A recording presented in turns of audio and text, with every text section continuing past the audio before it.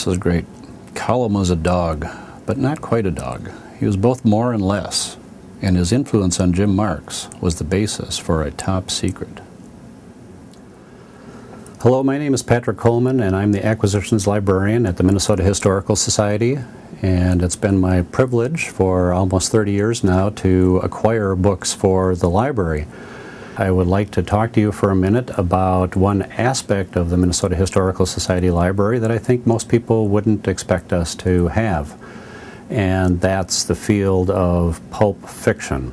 The field of pulp fiction is important to Minnesota culture because there are several important developments in Minnesota that relate to pulp. In the post-World War I era, a guy named Captain Billy Fawcett published Captain Billy's Whiz Bang. And Captain Billy's Whiz Bang was basically a dirty joke magazine. And on the success of this dirty joke magazine, Fawcett built an empire of pulp publishing. He published true romance kind of magazines and pulp novels in original paperback editions.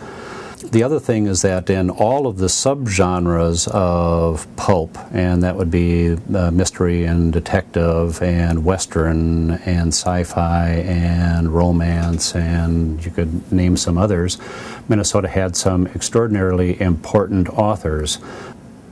We had some great women writers of detective novels, and foremost among them would be Mabel Seely. She was born in Herman, Minnesota, and set all of her novels in Minnesota. And I think she had a real impact on the whole genre of mystery writing. Sometimes the novels have graphic covers on them. They were meant to be sensational. They were meant to titillate, and that kind of defines pulp. And the foremost among those in Minnesota is a guy named Dan Brennan, and Dan Brennan was a wonderful writer of this kind of thing. Let me give you a little flavor. I picked her up and carried her through the darkness. In the firelight I saw the Davenport. I put her down. Then I was beside her, and her kiss was on my throat, and my kiss was in her hair. I was young again, and she was young again, and we were in England, and we were in love again, and there was no time. Let's sleep in my room, she said, in my bed. I'd like to try every room. Darling, am I good for you, she said. Minnesota is probably more known for its science fiction than anything else. We had one of the most important sci-fi writers was Clifford Simic, who also worked for the Minneapolis newspaper.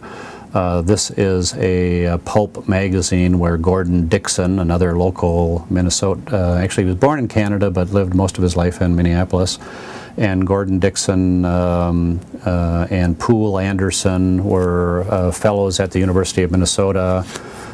Lester Del Rey, another great and well-known sci-fi writer. There's a really important body of literature in Minnesota science fiction. I think at some point in time, scholars started to look at it seriously and decide that this pulp fiction says an awful lot about American culture, and it is a ripe field for study.